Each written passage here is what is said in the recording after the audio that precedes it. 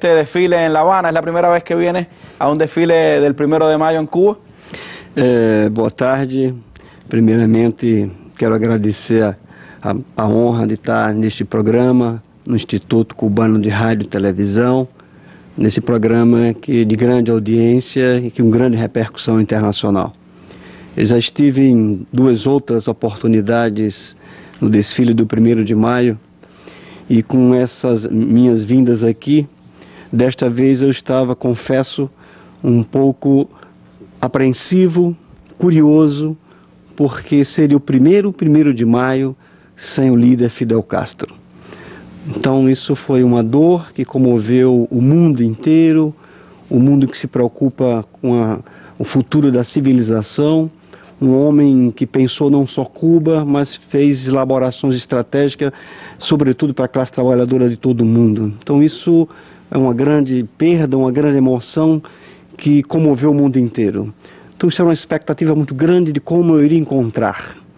Mas tive, ao ver, há pouco tempo, os depoimentos de várias pessoas do mundo inteiro, de ver aquele desfile, aquela juventude na frente do desfile, aquela fortaleza, aquela unidade, aquela convicção, aquilo nos fez lembrar frases que os cubanos sempre falam, né?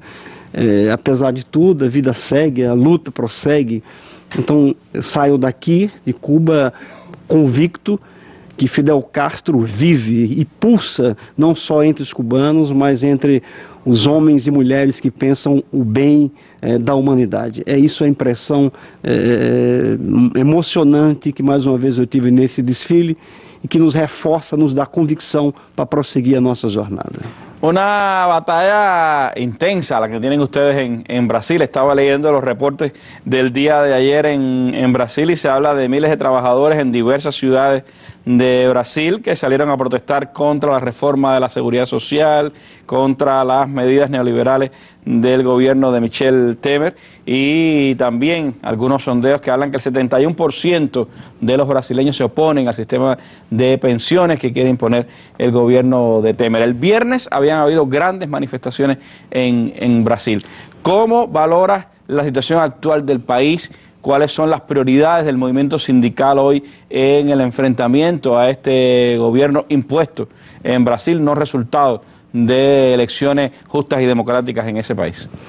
Há um ano atrás estivemos aqui em Cuba e nós estávamos debatendo, projetando, especulando sobre o futuro do Brasil. Que o Brasil vivia uma grande ofensiva golpista, articulada internacionalmente, juntamente com as oligarquias locais, com o apoio de certos setores do Poder Judiciário e, sobretudo, dos grandes meios de comunicação. Hoje estamos aqui um ano desse golpe e estamos, infelizmente, narrando as consequências desse golpe. Eu não queria aqui exagerar, mas o nosso país está sendo colocado à venda. A sua soberania, o seu patrimônio, os seus valores, e para isso também tentam desarmar a resistência. Além de desarmar a resistência, enfraquecer e inviabilizar o movimento sindical, afronta, rasga os direitos na Constituição, nos itens importantes que diz respeito aos direitos sociais. É por isso que foi, de forma muito veloz, um governo que chegou aonde chegou, não pelo voto, mas por um golpe. E se ele chegou por um golpe, ele é ilegítimo. E se ele é ilegítimo, ele precisa obedecer e honrar compromisso com quem os levou até lá. E é por isso que essas reformas chegaram ao parlamento, agredindo, a partir de uma reforma trabalhista, que vai levar, se aprovada definitivamente, a nossa classe trabalhadora a condições de séculos passados, inviabilizar a ação sindical.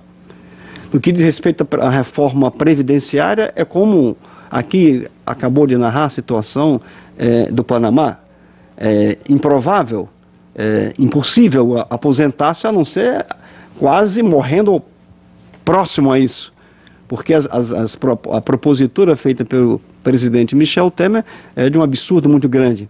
Por isso que, juntamente com outras reformas, ele é hoje um presidente em que apenas 9% apoyam suas medidas. Solo el 9% de apoyo tiene Michel Temer. Quizás, creo que en la historia de Brasil no habrá habido a alguien que haya ocupado ese cargo y haya tenido menos popularidad, pero tiene que ver precisamente, como usted decía, con esas decisiones de congelar los gastos sociales durante muchos años, es decir, no invertir como lo hicieron los gobiernos de Lula y de Dilma en la educación, en la salud, en la alimentación, y además esta agresión contra los trabajadores con las pensiones, que creo que es el tema que un poco ha vuelto a saltar la chispa, ¿no?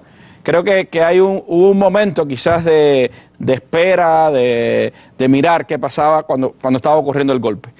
Las personas poco a poco se fueron dando cuenta de qué era lo que pasaba. Y estas demostraciones del viernes, millones de personas salieron a las calles, por lo tanto hay un enfrentamiento ya claro entre la población y este gobierno de facto en Brasil. No Brasil, nós temos 5 famílias que monopolizam os meios de comunicação de massa. E esse poder midiático manipulou a opinião pública brasileira. Os trabalhadores, por exemplo, ficaram indiferentes ao processo golpista. Infelizmente, foi preciso os efeitos dessa reforma, não apenas as ameaças, porque enquanto eram ameaças, eram expectativas, agora elas são fatos. E em função disso, inúmeras mobilizações, sobretudo a última sexta-feira, Viernes, onde 40 milhões entre homens e mulheres realizaram a maior greve geral dos últimos tempos no Brasil. 40 milhões de pessoas nas calles. Então, essa é uma resposta forte e que nós estamos analisando, que pode significar uma certa transição na conjuntura política brasileira. Que isso pode repercutir em ações positivas em, por exemplo, minimizar ou evitar a aprovação dessas reformas. Então, as centrais sindicais esta semana já prepara novas ações políticas para se contrapor a essa que é mais sensível, a reforma da Previdência. Então, hoje, além da rejeição, 81% da população brasileira está reivindicando a antecipação das eleições presidenciais. Porque o que está havendo, colocando, por exemplo, o pré-sal, a Petrobras, privatizando, como você bem falou, tirou um direito constitucional que na nossa Constituição obriga percentualmente o financiamento público para a saúde e para a educação. Ele colocou um outro, transformando em valores e congelando por 20 anos. Então, isso terá repercussões geracionais muito danosas para o futuro, sobretudo da juventude brasileira. Es decir, habrá 2 generaciones de jóvenes brasileños que llegarán sin un presupuesto adecuado a sus edades de educación y, por supuesto, a las prestaciones de salud que debieran recibir. Se as condições já eram desafiadoras, não eram ainda ideais, imaginem com a diminuição do orçamento dessas 2 áreas tão sensíveis a um país da dimensão do Brasil. ¿Cómo ve usted, Divanilton, la posibilidad de una mayor, podríamos decir, concertación entre las diferentes fuerzas sindicales de cara a enfrentar al gobierno de Michel Temer? Essa sua pergunta me permite fazer uma outra reflexão. Nós tivemos esse processo de golpe no Brasil. Teve várias causas que provocaram esta circunstância, não só os adversários, mas também as nossas insuficiências. E uma das tais era uma certa falta de unidade política, a insuficiência da nossa unidade política. E, aliás, todas as vezes que nós vemos aqui em Cuba, nós aprendemos, nós somos, diria, chamados à atenção para que possamos refletir mais sobre isso. E tanto é verdade que nesse 1º de maio diz que a unidade é a nossa fortaleza. A fortaleza é a unidade. Então isso é um problema, e que só após essas draconianas propostas é que provocou uma unidade política. Então, hoje no Brasil se constituiu frentes políticas, não só sindical, mas sociais, estudantes. Por exemplo, essa greve teve um papel muito importante das intelectualidades, juristas do trabalho, as igrejas jogaram um papel muito importante, ampliando a adesão na greve no Brasil inteiro. Penso que esse acúmulo que tivemos vai dar repercussões para as agendas futuras. Portanto, a unidade é algo em curso, se aperfeiçoando, ampliando para além do movimento sindical. Acho que isso é chave para o futuro da resistência brasileira. Bueno, muchísimas gracias, Ivanilton, por sus reflexiones. Su portuñol se entendió bastante bien. Gracias.